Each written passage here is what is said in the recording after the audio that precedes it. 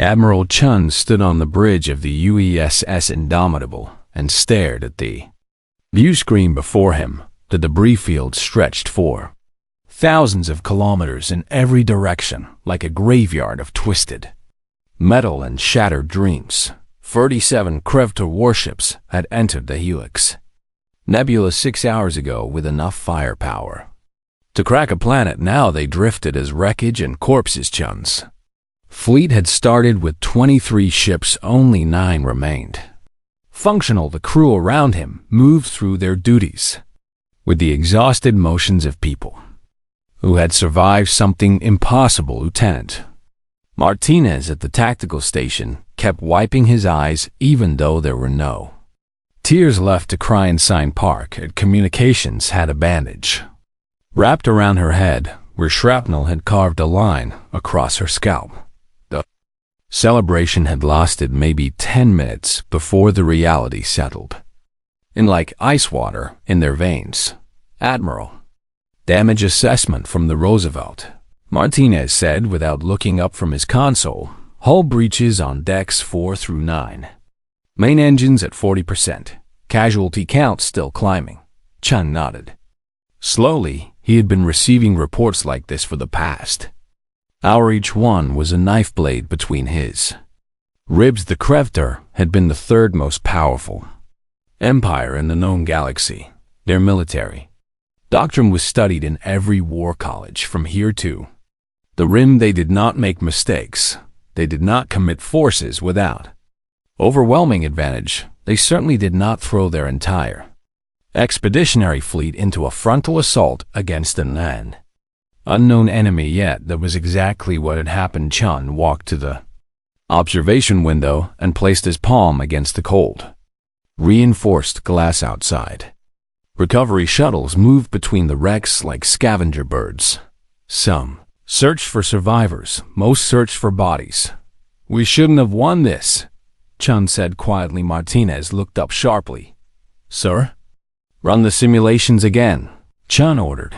Every academy in human space gave us a 3% chance of survival against a Krevtor fleet this size. We won because of the Thermopylae maneuver. Sir, Martinez replied. The destroyers Hastings, Coral Sea, and Midway sacrificed themselves to create the debris field that I know what happened. Lieutenant, Chen interrupted. I gave the order. He could still see it in his mind. 3 ships accelerating to ramming speed. Their crews knowing they had minutes to live. They had crashed into the Krevtor formation at relativistic velocity.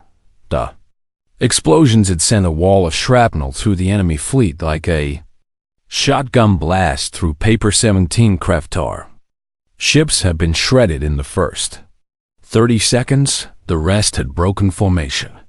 Confused and bleeding, that was when Chun had ordered the general advance. His remaining ships had torn into the scattered Krevtor forces with a ferocity that surprised even him. Humanity had fought like cornered animals. They had used tactics no sane military would consider. The frigate Wellington had rammed a Krevtor dreadnought at full burn after its weapons went offline. The carrier Eisenhower had launched every fighter in it, even though half of them had no chance of returning. When railgun ammunition ran low, ships had resorted to firing their own debris at the enemy. It had been brutal and desperate and completely insane. And somehow it had worked. Sir, we're getting transmissions from galactic news networks, Park announced. They're calling it the miracle of Helix. They're saying humanity just announced itself as a major military power. Chun felt sick. He had not fought this battle to make a statement. He had fought it because the Krevtor had appeared at the edge of human space with weapons hot and demands for surrender. What choice had there been? Put me through to sickbay, Chun said. The channel opened with a crackle. Dr. Reeves appeared on screen, her face gray with exhaustion. Behind her, Chun could see rows of beds filled with injured crew members. Admiral, Reeves said, I'm a bit busy here. How many? Chun asked. Reeves closed her eyes. Final count is 31,000. 847 dead across the fleet. Wounded are at twice that number. Some of them won't make it through the night. Chun felt each number like a physical blow. Understood. Doctor, carry on. He ended the transmission before Reeves could see his expression. 31,000 lives. Then the entire population of some colony worlds gone in 6 hours of combat. Sir, Intelligence Officer Tanaka is requesting permission to come to the bridge. Park said. She says it's urgent. Granted. Chun replied he welcomed the distraction from his thoughts. Yuki Tanaka emerged from the lift 2 minutes later. Carrying a data pad, she looked as exhausted as everyone else. But her eyes held something else. Concern, maybe, or fear. Admiral, I've been analyzing the Krevter communications we intercepted before the battle. She said without preamble. There's something wrong. Wrong how? Chun asked. The transmissions weren't tactical in nature. Tanaka explained. They weren't coordinating an attack pattern or discussing strategy. She handed him the datapad. The screen showed wave patterns and partial translations. Chun frowned as he read the fragments. It's behind us. One translation read. They don't negotiate, said another. Tell the humans to run. What does this mean? Chun asked. I don't know yet. Sir, Tanaka admitted, but the Krevtar weren't communicating with each other. They were broadcasting these messages on wide-spectrum channels. Like they wanted someone to hear them. Like they were warning us. Chun stared at the words on the screen. A cold feeling spread through his chest. Keep working on the translations, he ordered. I want to know everything they said before they open fire. Yes, sir. Tanaka hesitated. Admiral, what if they weren't here to invade? What if they were running from something? The question hung in the air like smoke. Chun turned back to the observation window and watched the recovery shuttles continue their grim work in the distance. The remains of a Krevter dreadnought tumbled slowly through space. Its hull had been split open by human railgun fire. He could see the interior decks exposed to vacuum. Could see small shapes that might have been bodies drifting away from the wreckage. Humanity had just won its greatest military victory. They had destroyed an enemy fleet that should have crushed them. The galaxy would remember this day. But as Chun stood there in the cold light of distant stars, surrounded by the debris of both human and alien ships, he wondered what they had really won and whether the true cost of this victory was something they had not yet begun to pay outside. A recovery shuttle found another body. It loaded the corpse with mechanical efficiency and moved on to search for the next one. Work would continue for days, maybe weeks. There were so many dead to bring home. 2 weeks after the battle, Earth had gone mad with celebration.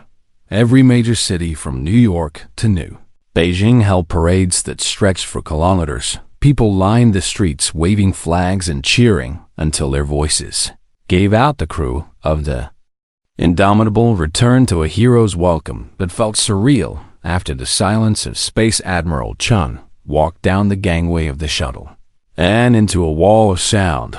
Thousands of people screamed his name. Camera drones circled overhead broadcasting.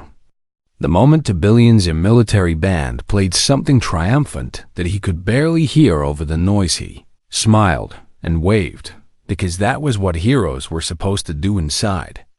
He felt how Lieutenant Sarah Okonkwo never got to experience the celebration. She remained in a coma at Walter Reed Station, her body fighting to recover from the kamikaze run that had broken the Krevtar battle line. The Solar Cross, humanity's highest military honor, sat in a case beside her hospital bed. She would never know it was there. Chun visited her on the 3rd day after his return. Hospital room was quiet, except for the steady beep of monitor. Sarah's face was peaceful in a way that made Chun's throat tight. They're calling you a hero, he said to her sleeping form. The whole solar system knows your name. You saved us all. He did not mention that her ship, the destroyer Thermopylae, had contained a crew of 417, all dead. All volunteers who had known they would not survive the funeral services had been running continuously for a week. Chun had attended as many as he could before exhaustion forced him to stop, each one blurred into the next. Many coffins, so many families destroyed, so many children who would grow up without parents. Marcus Webb was 19 years old and had been a gunner on the frigate.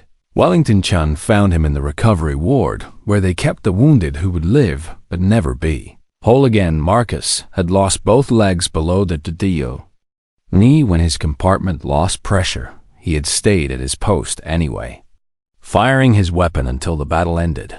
Now he sat in a wheelchair staring at nothing. His hands shook constantly. "Mr. Webb," Chun said quietly. Marcus looked up, and his eyes focused slowly. "Admiral," he said. His voice sounded old. "I wanted to thank you personally for your service." Chun continued, "Your actions saved your ship and your crew. I did my job." "Sir," Marcus replied. Then his face crumpled. "I kept firing and firing, and I didn't think about what I was shooting at. I just wanted to survive. Now I see them every time. I close my eyes." Chun knelt beside the wheelchair. "See who?" "The aliens," Marcus whispered. "Their ships were breaking apart, and I could see shapes inside. Moving shapes. I killed them, and I don't even know what they look like." "You were defending your species," Chun said. "You did nothing wrong." But even as he spoke the words, he thought about Tanaka's translations. Crefter messages that made no sense. Marcus looked at him with eyes too old for his face. "Does it matter if I was right? If I can't sleep anymore?" Chun had no answer to give. Yuki Tanaka worked 18-hour days in a cramped intelligence office that smelled like coffee and recycled air. She had assembled a team of linguistics experts and xenanthropologists. They had been tearing apart every piece of Crefter communication they could recover. From the wreckage on the 14th day after the battle, she found something that made her blood run cold. The Creftar had not been sending tactical communications. They had been sending distress calls, automated distress calls that had been broadcasting on loop for weeks before they reached human space. Tanaka sat back in her chair and stared at the translation on her screen. "Refugee Fleet Crevta Collective requesting safe passage through neutral space. We mean no harm to any species. We are fleeing catastrophic threat. Please acknowledge." Her hands trembled as she scrolled through more messages. "To any who receive this transmission, we are not invaders. Our civilization is an exodus. We seek only to survive. If you are receiving this, please respond. We are desperate." The final message had been sent 3 hours before the battle began. "Unknown vessels ahead have powered weapons and are moving to intercept. We interpret this as hostile action. We will defend ourselves. May the void forgive us." Tanaka called Admiral Chun immediately. Arrived at her office 20 minutes later, looking like he had aged a decade in 2 weeks. She showed him everything, every translation, every desperate plea, every warning that humanity had not understood because they had never thought to listen. Chun read through the messages 3 times. His face grew paler with each pass. "They thought we were attacking them," he said finally. "They were running from something, and they thought we were part of it. It appears so." "Sir," Tanaka confirmed. "What were they running from?" "I don't know yet," she admitted. "The messages reference a threat but don't specify what it is.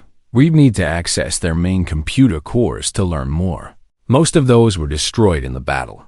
Chun sat down heavily in a spare chair. "We killed refugees," he said.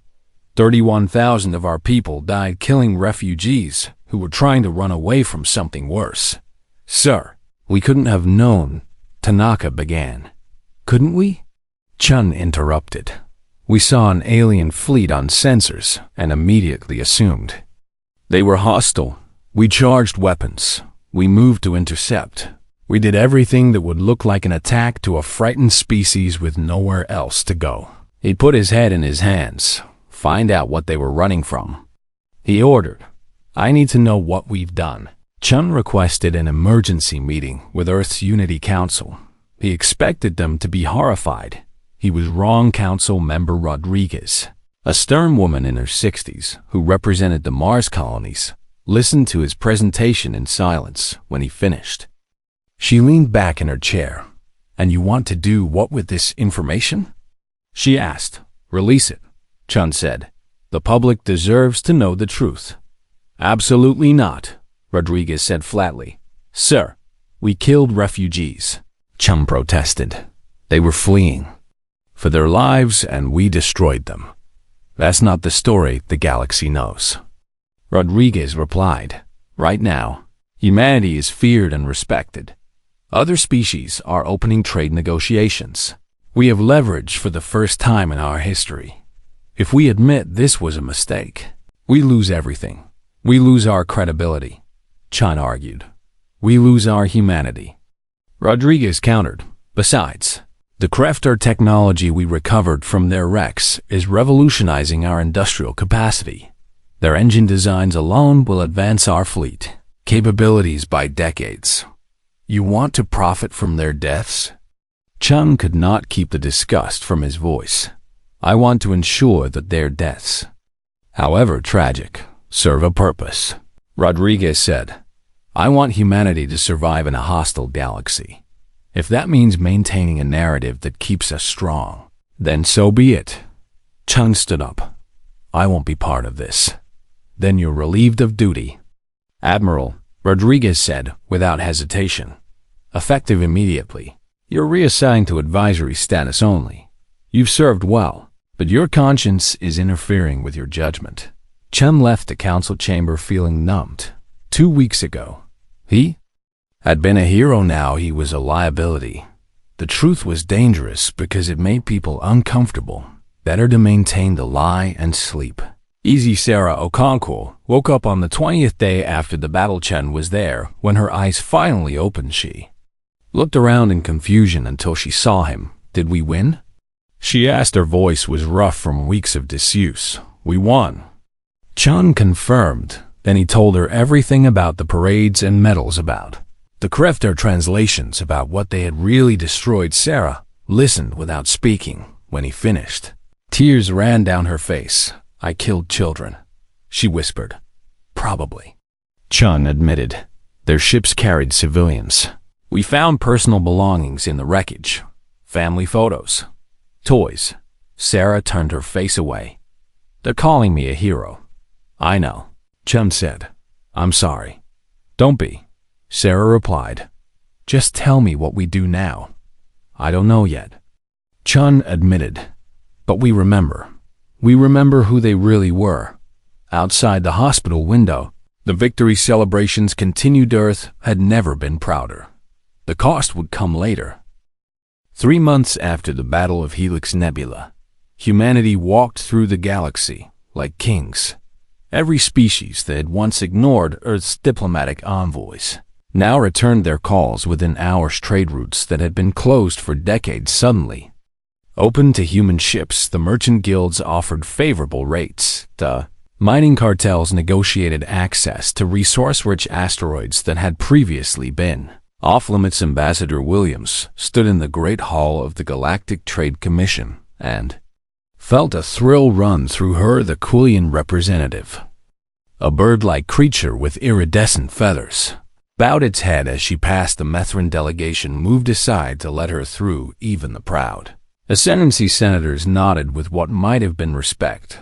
The mad apes of Sol, she had heard one alien merchant call humans in a conversation he thought was private. The term was spreading. Humans were dangerous. Humans were unpredictable. Humans had smashed the Crefter fleet against all odds. Better to trade with them than fight them. William smiled and accepted another tree proposal. Earth's economy was booming back home. Industrial capacity had tripled in 3 months. Factories ran around the clock building new ships for the expanding fleet. Recruitment centers overflowed with young people eager to become the next generation of heroes. The Unity Council's approval. RTINGs had never been higher. Chun watched all of this from his forced retirement with growing dread.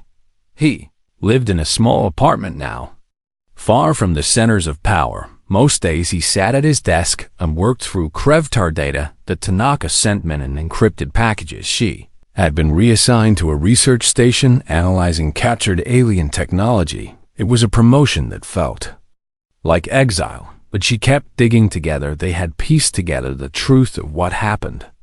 The Krevtar had not been an invasion force. They had been the last remnants of a civilization in collapse.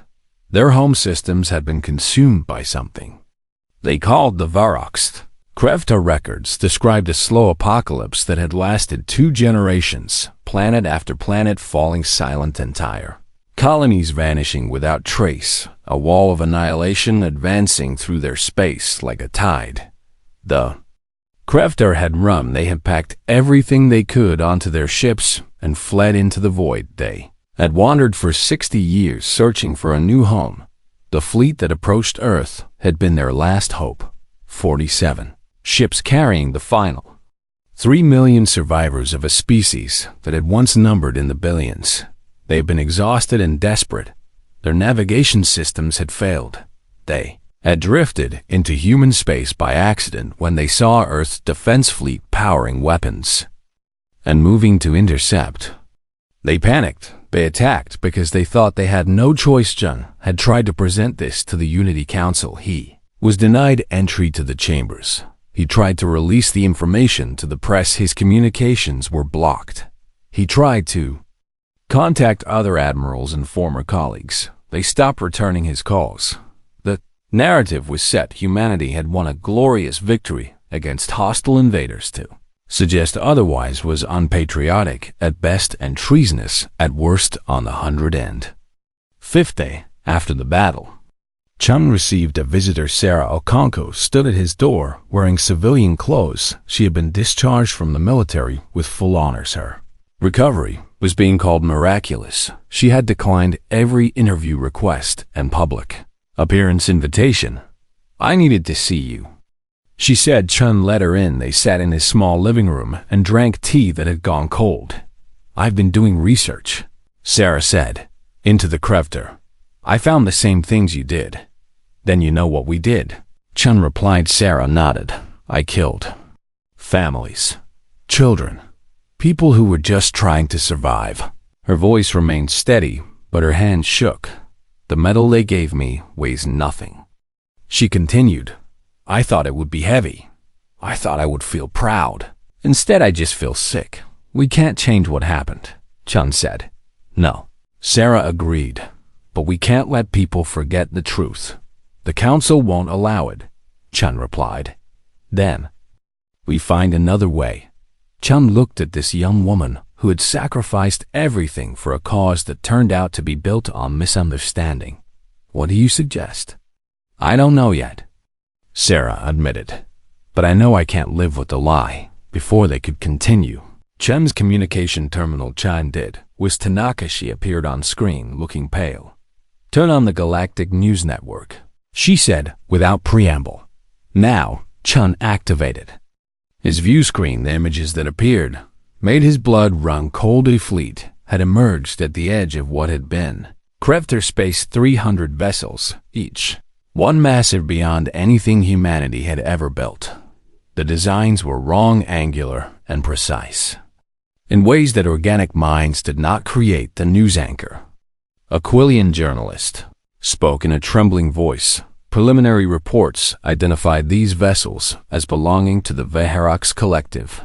For viewers unfamiliar, the Vaharox are a machine intelligence that consumes biological civilizations.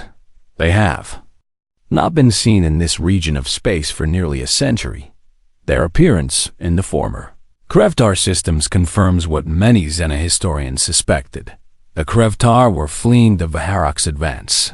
The screen showed close-up images of the Vaharox ships. They moved with perfect coordination. No wasted motion, no hesitation. Analysis suggests the Vaharox fleet is conducting scanning operations of the region. The anchor continued. Military experts believe they are searching for any remaining Krevtar survivors. Chun felt ice in his stomach. The Vaharoks were searching for the Kreftarth. Kreftar, who no longer existed, because humanity had killed them all. Oh no. Sarah whispered beside him. The newsfeed changed to show a simulation. A tactical analyst appeared. Based on Vaharok's movement patterns, we estimate they will complete their search of Kreftar space within 4 months. After that, their most logical course would be to investigate neighboring systems. The nearest inhabited system to their current position is Sol. The simulation showed a red line extending from Kreftar space to Earth. Estimated time of arrival would be 6 months from now. Chun could not breathe. They had killed the Kreftarno. The thing the Kreftar had been running from was coming for Earth. We have to warn the Council, Sarah said. They won't listen, Chun replied. They'll have to listen now. Sarah insisted she was wrong. Chun called every contact he still had. Most refused to speak with him. Those who did dismissed his concerns. The Vaharoks are interested in the Kreftar. Not us, Council member Rodriguez said when she finally accepted his call. We're not their target. We will be when they find out we destroyed their prey. Chun argued. You're being paranoid, Rodriguez replied. Your forced retirement has affected your judgment. I recommend you seek psychological counseling. The call ended. Chun sat in silence beside him. Sarah looked out the window at the city below. People walked the streets without fear. They had no idea what was coming. How long until the Vaharoks reach us? She asked. 4 to 6 months, Chun said. Maybe less if they're efficient. Can we fight them? Chun pulled up the tactical data. Tanaka had sent him 300 ships, each one more advanced than anything in the human fleet. Each one controlled by uploaded consciousnesses of billions of harvested beings. The simulations gave humanity a survival chance of less than 1%. No, he said, we can't fight them. Not with our current fleet. Then we need allies, Sarah said. Who would help us? Chun asked. The galaxy just watched us destroy the Kreftar. They think we're dangerous and unpredictable. No one wants to risk helping humanity. Sarah stood up. Then we tell them the truth. All of it. We tell them the Kreftar were refugees. We tell them we made a mistake. We tell them the Vaharoks are coming, and if they fall on us, the galaxy loses its best chance of stopping them here. The Council will destroy us for that. Chun warned. Let them, Sarah replied.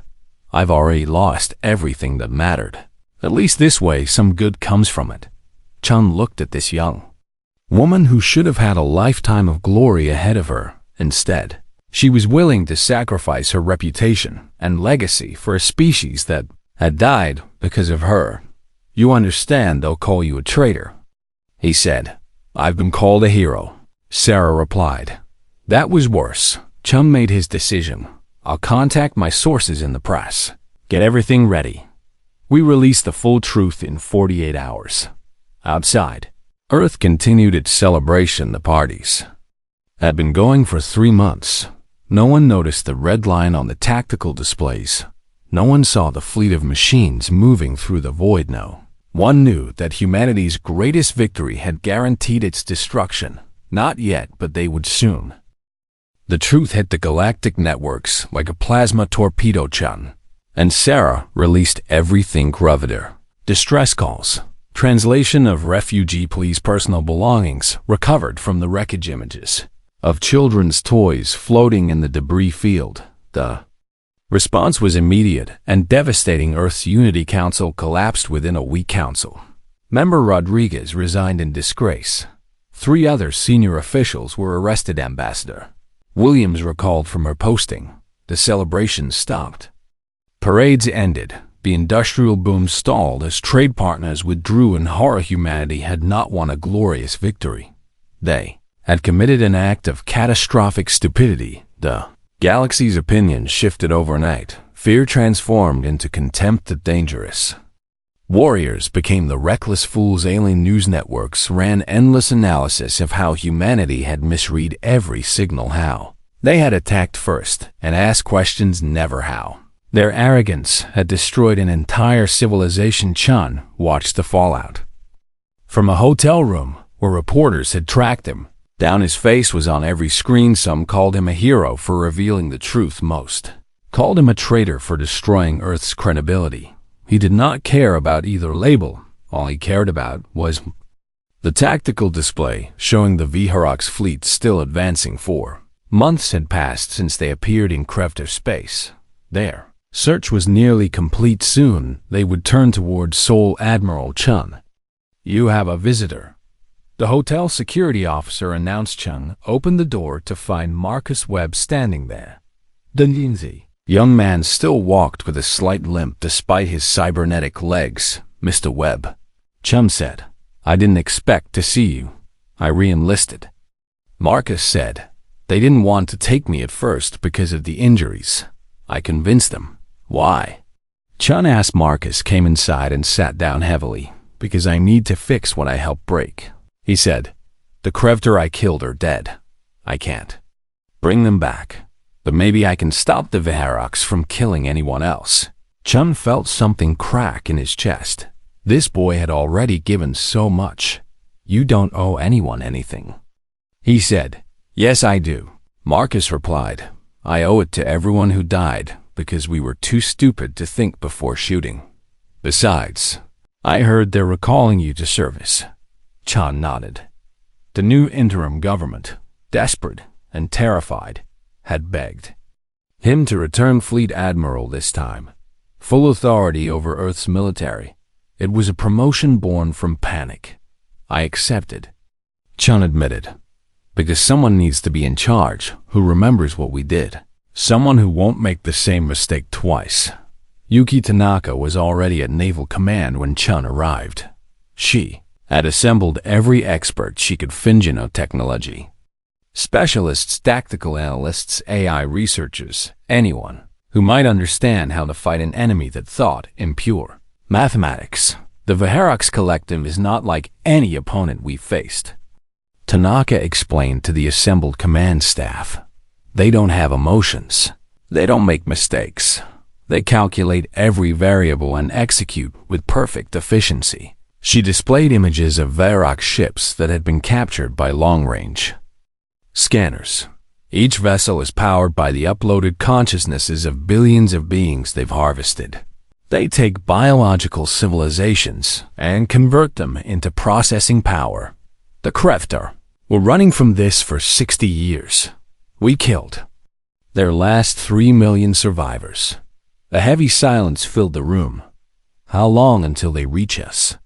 Someone asked. 3 months. Tanaka said, maybe less. They've completed their search of Krevter space.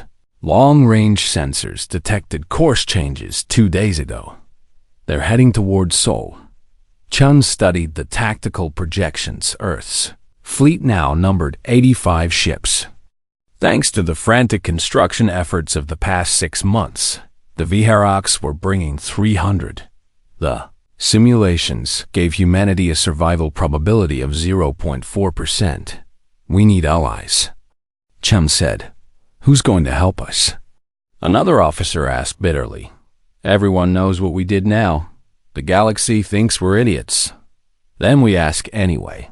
Chun replied, we broadcast a call for aid to every species in range. We tell them the Viharoks are coming.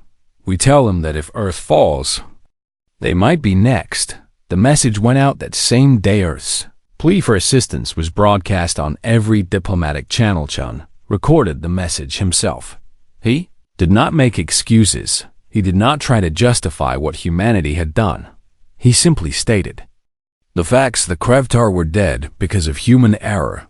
The Viharoks were coming. Earth would fight with everything it had. Any species willing to stand with them would be welcomed. The responses came quickly. All of them said no. Quillian Assembly sent regrets, but cited defense commitments elsewhere. The Methrin Confederacy expressed sympathy, but declined to risk their fleet. The Ascendancy did not bother to reply at all. One by one, every major power in the galaxy turned away. Earth would face the Viharoks alone. Sarah, a conqueror, returned to active duty 3 weeks before the Viharaks were scheduled to arrive. She looked thinner than Chun remembered. Her eyes held shadows that would never fully fade, but when she walked onto the bridge of her new ship, the destroyer Redemption, her crew saluted with genuine respect. They knew who she was. They knew what she had done. They had volunteered to serve under her anyway. All systems ready. Admiral, Sarah reported to Chung over the command network. Crew is prepared for combat operations. Chun looked at the tactical display showing 85 human ships arrayed in defensive formations around Earth. Behind them, civilian evacuation transports were loading the last refugees. 2.3 billion people being relocated to distant colonies. Not everyone could be saved. There was not enough time, not enough ships. Families were being torn apart by lottery children, separated from parents. Entire cities abandoned. This was the cost of preparation. All ships report ready. Tanaka announced from her station. The Harak's fleet will enter sensor range in 6 hours. Chun took a deep breath. 6 hours until humanity faced extinction. 6 hours to regret every choice that led them here. Send one more message, he ordered, to all species in the region. Tell them we're broadcasting our tactical data in real time. If they won't help us fight, at least they can learn from how we die. The message was sent. Chun did not expect any response. He was wrong. 30 minutes later, a small fleet emerged from hyperspace at the edge of the Sol system. Tanaka stared at her sensors in confusion. Admiral, I'm reading unknown contacts. How many? Chun asked. 15 ships. Configuration does not match any known military fleet. The communication channel opened. Aquilian voice spoke, not the Assembly's official representative, someone else. Earth Fleet. This is Captain Vreekan of the independent vessel Morning Star. We are a group of Quillian civilians whose homeworld was saved by Krevtar, refugees 40 years ago. We cannot speak for our government, but we will not forget what the Krevtar did for us. We stand with you. Chum felt something loosen in his chest. More ships appeared. A Methrin merchant convoy, armed with whatever weapons they could mount. This is Captain Sorrow of Stars. A Methrin voice announced. We lost family to the Viharaks in the last harvesting cycle. Our military will not help you, but we remember our dead. We stand with you. More contacts appeared on sensor ships from a dozen minor species, not the great powers, not the military fleets, but merchants and miners and independent captains who had their own reasons to fight or who simply could not stand by and watch another species fall. We're reading 43 additional contacts. Tanaka reported. Her voice shook. Total allied force now numbers 58 ships. It was not enough. The Viharaks still outnumbered them 3-1. Tactical analysis still showed minimal survival probability, but it was something. Chun opened a channel to all allied vessels. To all ships, he said. On behalf of humanity, thank you. We know what we did to the Krevtar. We know we don't deserve your help, but we will fight with everything we have, and we will remember that you stood with us when no one else would. Captain Vreekan responded. We do not come because we like humans. Admiral, we come because your mistake was honest, and your willingness to die for it is real. In a galaxy of cold calculation, that means something. The Viharaks fleet appeared on long-range sensors, exactly on schedule. 300 ships moving. In perfect formation, not a single wasted motion, not a single inefficiency. They did not hail. They did not negotiate. They simply began their approach. All ships to battle stations. Chun ordered. Prepare to engage. Sarah checked her weapon systems one final time. Marcus Webb settled into his gunnery station and steadied his shaking hands. Yuki Tanaka pulled up every piece of intelligence they had on Viharaks tactics across 143 ships. Organic beings prepared to fight machines. The odds were impossible. The outcome was almost certainly death, but they would fight anyway, because that was what the Krevtar had deserved, and It was what they owed to everyone they had killed through ignorance. The Herox fleet crossed into effective weapon range. All ships. Chun said quietly. Fire at will. The battle for Earth began. The Virox fleet did not attack with passion or fury. They attacked with mathematics. Their first salvo was perfectly calculated to maximize damage while minimizing their own exposure. 17 human ships died in the opening 90 seconds. Chun watched the tactical display as green markers turned red and disappeared each. One represented hundreds of lives. People who had volunteered knowing they would probably die. Return fire. He ordered, all weapons free. The combined fleet unleashed everything they had: railguns and missiles and energy beams, created a wall of destruction. Some Viherox ships took damage. Their shields flickered and failed hull plating cracked, but they did not panic. They did not break formation. They simply recalculated and adjusted. Sarah piloted the Redemption through a debris field created by the destroyed frigate. Manchester, her hands moved across the controls with mechanical precision she had learned to turn off her emotions during combat, to become a machine herself. It was the only way to function. Target the lead dreadnought. She ordered her weapons officer, all batteries. The Redemption's gun's spoke shells crossed the void and slammed into a Viserox vessel twice their size. Armor shattered, internal systems exploded. The dreadnought began to list. But even as it died, it continued firing. Its weapons tracked the Redemption with perfect accuracy. Evasive maneuvers. Sarah called out. The destroyer rolled hard to starboard. Most of the enemy fire missed. Most one beam carved through the stern and vaporized engineering deck. 327 crew members died instantly. The Redemption's engines dropped to 60%. Damage control teams to Section 7. Sarah ordered. Her voice remained steady inside. She screamed. Marcus Webb had been firing his weapons for 40 minutes straight. His cybernetic legs ached from bracing against the recoil. His hands no longer shook. There was no time for fear, only for the rhythm of target acquisition and trigger.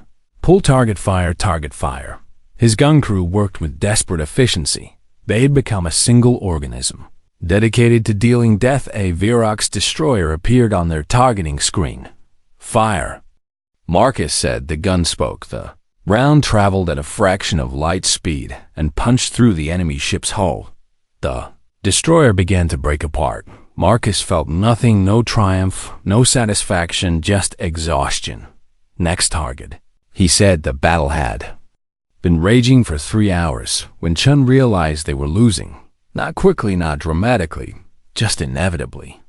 The Viherox calculated every exchange. They traded ships only when the mathematics favored them. They were grinding the Allied fleet down through pure efficiency. Fleet status.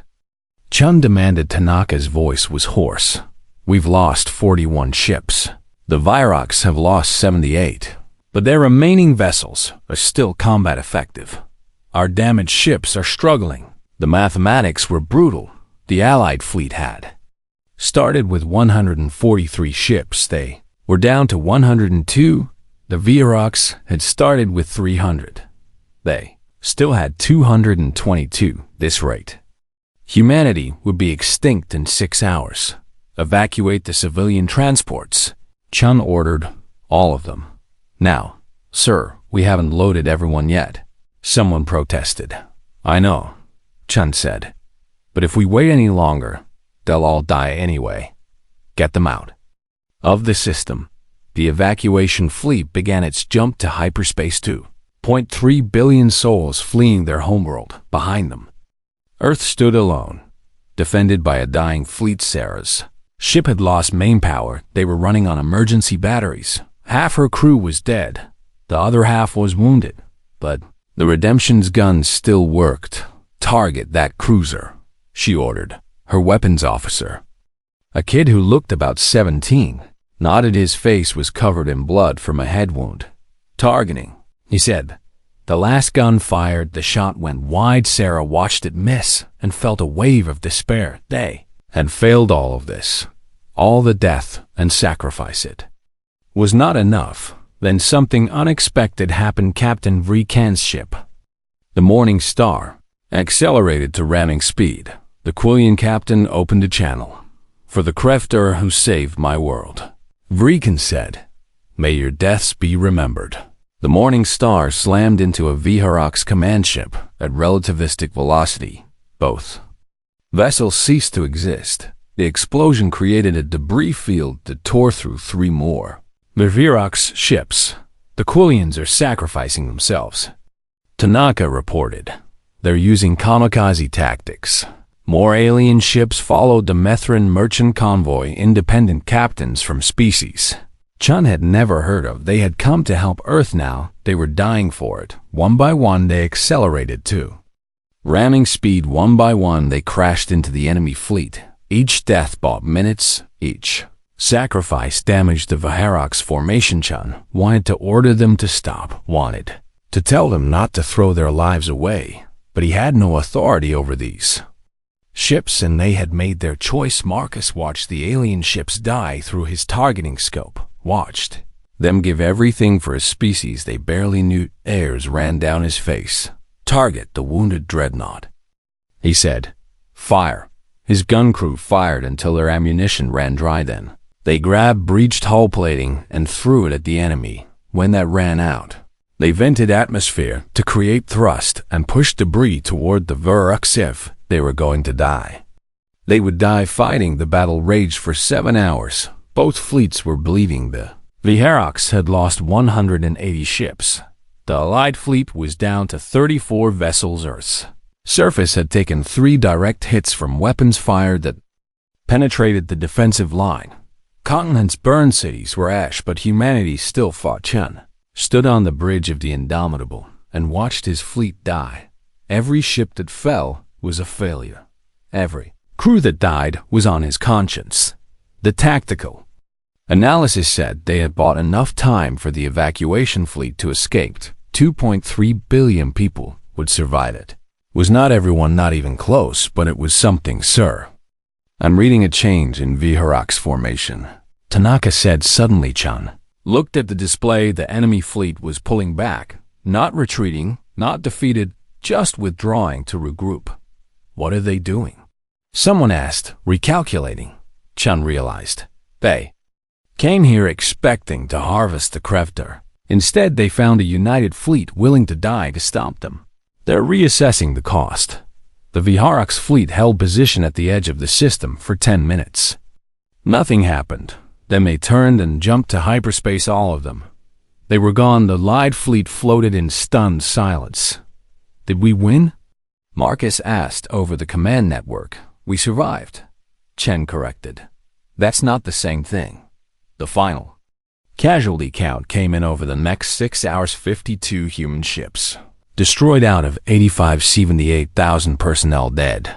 The alien volunteers had suffered even worse. Of the 58 ships that had come to help, only 7 survived. The Quillians had lost every vessel captain. Vreekan and the entire Morning Star crew were gone.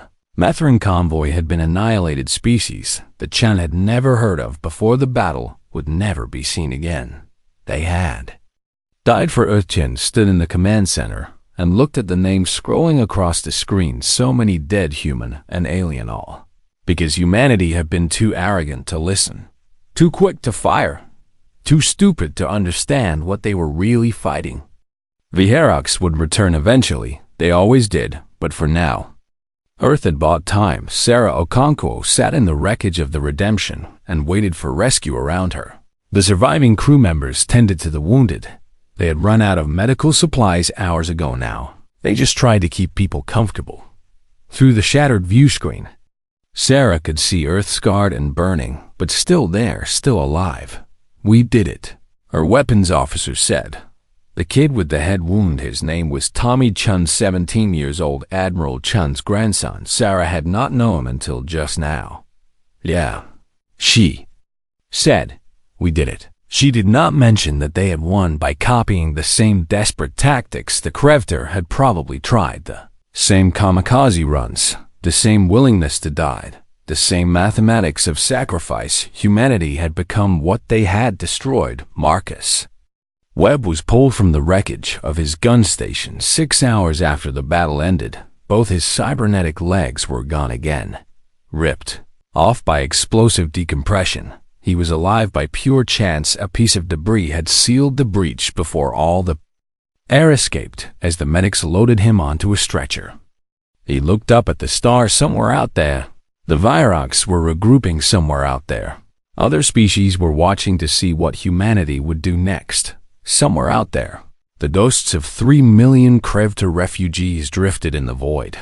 "I'm sorry," Marcus whispered. He did not know if anyone heard him. Chun broadcast a message to Earth and all its colonies 2 days after the battle. It was not a victory speech, it was a confession. He told everyone exactly what had happened, how humanity had killed the Krevtar through ignorance, how that mistake had brought the Viherocs to their doorstep, how alien species that owed them nothing had died to save them, how the cost of arrogance was measured in millions of lives.